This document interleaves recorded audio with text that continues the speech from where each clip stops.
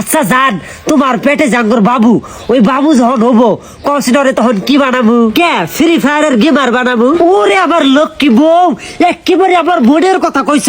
আও তোমার কোলে নেই, যদি আল্লাহ পোলা দেয় তাহলে বিটুকের মতো গেমার বানাবো, আর যদি মেয়া দেয় তাহলে জান্নাত গেমিং এর মতো গেমিং বানাবো। আমি আরো ভাবতাছি পোলা হইলে ওর নাম তুমি হোয়াইট 444, সবাই ওরে হোয়াইট 444 হোয়াইট 444 কয়া কয়া ডাকবো। হ্যাঁ থুবা, তাইলে তো ভালাই হবো।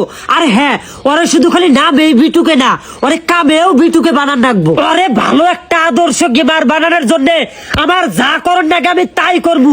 আমি আরো মনে মনে ভাবতাছি ওই যে স্কুলের পিছনে যা করে এক দাগে 4 বিঘা জমিটা আছে না, এই জমিটা বেচে দিব।